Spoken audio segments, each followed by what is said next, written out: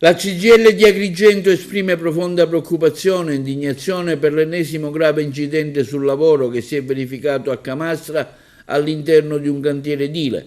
Ancora una volta ci troviamo di fronte a un episodio che conferma la drammatica realtà. La Sicilia continua a essere tra le regioni italiane in cui gli incidenti sul lavoro sono in costante aumento, con una crescita superiore al 5%, un dato allarmante che non può e non deve essere ignorato. Nel caso specifico, 4 lavoratori sono rimasti coinvolti nell'incidente, 2 di essi risultano ricoverati in gravi condizioni. Solo per un caso fortuito, oggi non stiamo parlando dell'ennesima tragedia mortale. Questo non può più essere considerato accettabile. Il settore dell'edilizia si conferma purtroppo come quello maggiormente esposto a rischi e infortuni, è una situazione ormai nota, ma rispetto alla quale manca una risposta concreta e strutturale da parte di chi ha responsabilità e competenze in materia.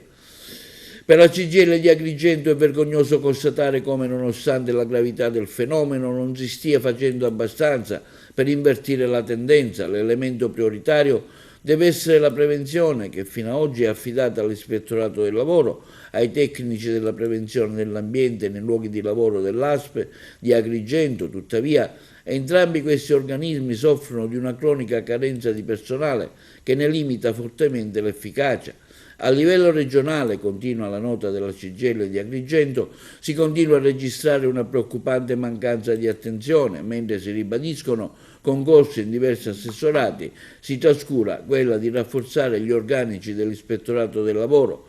Emblematico è il caso dell'ASP di Agrigento, dove un concorso per l'assunzione di tecnici della prevenzione dell'ambiente nei luoghi di lavoro, bandito nel lontano 2022, risulta ancora oggi bloccato senza alcuna giustificazione plausibile.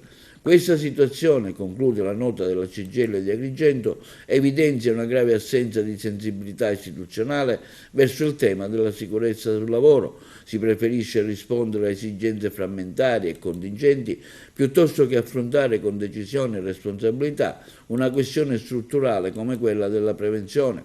A rendere ancora più grave il quadro è la presenza tra gli infortunati di un lavoratore di 70 anni, una persona che dovrebbe già essere in pensione, godere dei propri diritti, non certo continuare a lavorare in condizioni di rischio.